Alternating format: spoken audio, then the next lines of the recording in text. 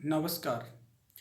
मैं हूं आपका मार्गदर्शक मिश्रा, मार्स नीट क्लासेस से।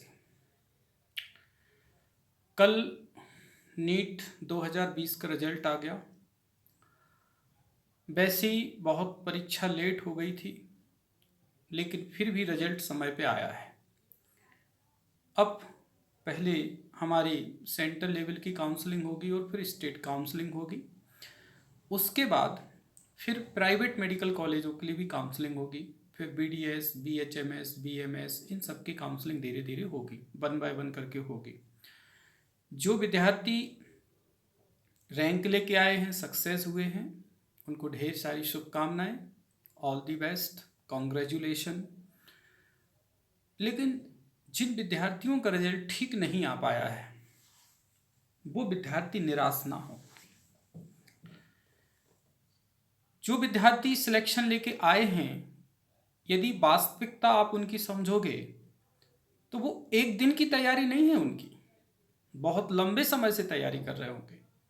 उसमें कोई student 7th class, 8th class, 9th class, 10th class, 11th 12th से तैयारी कर रहा होगा, कोई 10th से कर रहा होगा, कोई 9th से तैयारी कर रहा होगा, कोई 11th से फुली फोकस कर रहा होगा।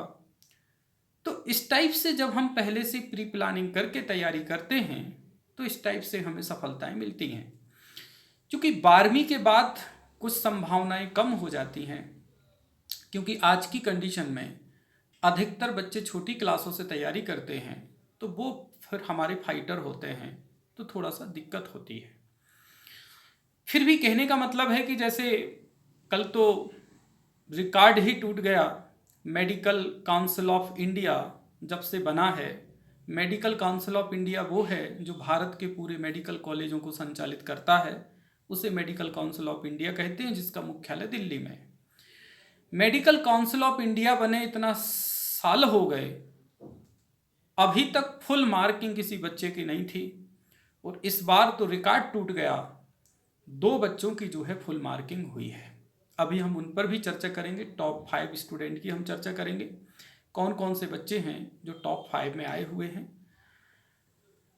और फुल मार्किंग, उसके साथ साथ जो सेकंड पोजीशन पे आए हैं वो भी कमज़ोर नहीं है, उनका भी परफॉर्मेंस 715 नंबर आया है, और 3-4 बच्चों का 715 नंबर आया है। तो कहने का मतलब क्या है, जो स्टडी करते हैं, तैयारी करते हैं, उनके नंबर अच्छे आते हैं। तो एक महत्वपूर्ण जानकारी ये है कि हम क्या सोचते हैं कि हमने कोचिंग दे दी, कोचिंग में बच्चे को दे दिया और हमारे बच्चे का सिलेक्शन हो गया। ऐसा नहीं है मेरे प्रिय विद्यार्थियों और वो सभी सम्मानीय गार्जियंस, ये आप गलत सोचते हैं कि हमने बच्चे को दे दिया तो हमारे बच्चे का सिलेक्शन हो गया। नहीं, सिलेक्शन के लिए एक विशेष मैनेजमेंट की आवश्यकता होती है।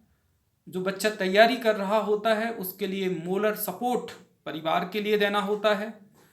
छोटी छोटी चीज़ों पर उस पर डिस्कशन करना पड़ता है, वो कहाँ कमज़ोर हो रहा है उस पर ध्यान देना पड़ता है। यदि वो बच्चा एक सब्जेक्ट में कहीं वीक है, उस टीचर की समझ में नहीं आ रही है, तो उसे हमें उसी सब्जेक्ट को डबल भी उसको ज्वाइन कराना पड़ता है। ये बहुत सारी चीज़ें हैं, क्योंकि हमारे गार्जियंस ये नहीं जानते हैं। वो तो कहते हैं कि हमने बच्चे को दे दिया, फीस भर दी, हमारा काम हो गया। ऐसा कतई नहीं है। तो मेरा उन गार्जियन से कहना है कि सिलेक्शन हमें अपने बच्चे का कराना है, फील्ड डिसाइड कराना है, तो धीरे धीरे हम बच्चे को उस कैटेगरी तरफ ले जाएं। क्योंकि देखिए कहीं कहीं जागरूकता भी नहीं होती है, तो जागरूकता पर भी ध्यान दें। देखिए यदि छोटी क्लास से बच्चा कोई तैयारी कर रहा है, कोई 8 से, 7 से, 9 से, 10 से कर रहा है तैयारी, धीरे धीरे तैयारी कर रहा है, उन बच्चों के चांस ज़्यादा बढ़ जाते हैं।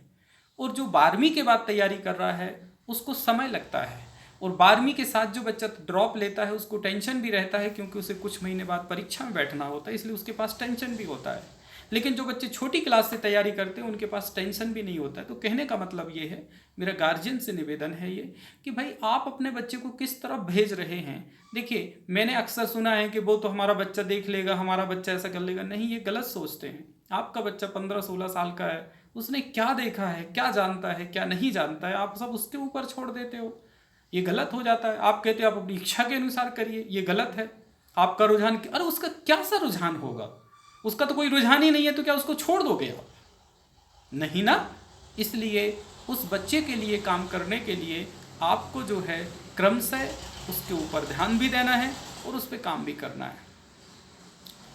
यदि हम अपने बच्चे को यूपीएससी तरफ भेजना चाह रहे हैं तो पहले से डिसाइड करें क्या परीक्षा होती है, गार्जियंस को भी पढ़ना है, गार्जियंस को भी समझना है।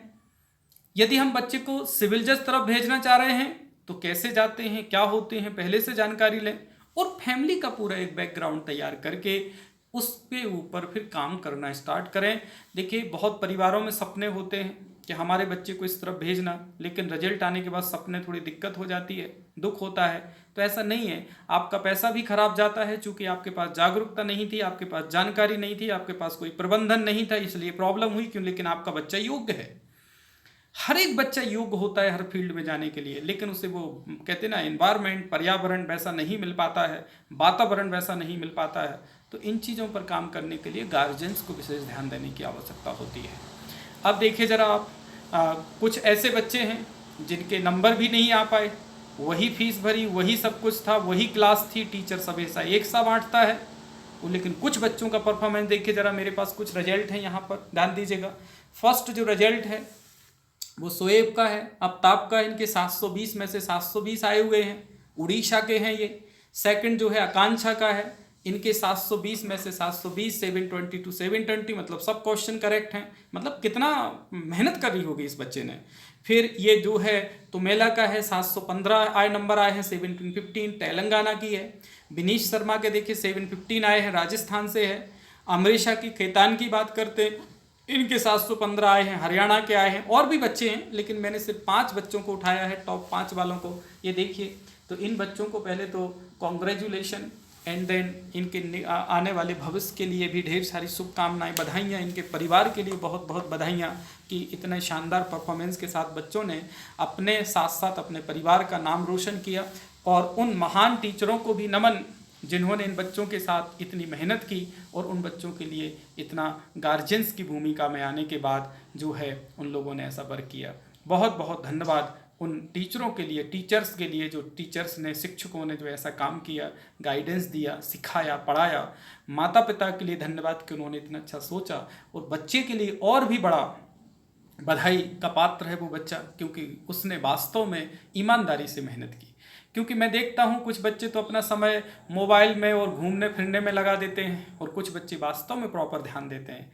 तो ऐसे बच्चे जो कि वास्तव में ध्यान देते हैं। अच्छा, एक चीज़ और मैं बड़ी कहना चाहता हूँ गार्जियंस के लिए। आप यदि अपने बच्चे को बाहर भेज रहे हैं, तो आप उस बच्चे का पूरा मॉनिटरिंग करने की भी आपको आवश्यकता है। ऐसा नहीं कि हमने भेज दिया तो अब बच्चा देखेगा, पढ़ेगा, समझेगा, ऐसा नहीं है, ये गलत है। आप इस चीज़ पे ध्यान दीजिएगा कि आप उस बच्चे का हर हफ्ते 10 दिन में उसका रिजल्ट देखें, रिजल्ट क्या आ रहा है, कहाँ वो बच्चा कमज़ोर है, उन टीचर से भी बात करें आप। तो इस टाइप से छोटी छोटी चीज़ों पर ध्यान देने की आवश्यकता होती है, ठीक है कि नहीं। और नीट संबंधी यदि किसी भी प्रकार की कोई जानकारी चाहिए हो तो एक बार मुझसे भी इस टॉपिक पे संपर्क कर सकते हैं। मेरा नंबर है 9302911849। एक बार फिर से सुन लें, 9302911849। किसी भी प्रकार के, चाहे यूपीएससी, पीएससी, बच्चे को सिविल जज तरफ भेजना चाह रहे हैं, क्लैट का एग्ज़ाम दिलाना चाह रहे हैं, नीट का एग्ज़ाम दिलाना चाह रहे हैं, जी मेंस का एग्ज़ाम दिलाना चाह रहे हैं, किसी भी प्रकार से आपकी जो है आपको गाइडेंस की और कैरियर की आवश्यकता है, तो आप एक बार जो है वो मुझसे डिस्कशन कर सकते हैं। नमस्कार, जय हिंद, जय भारत।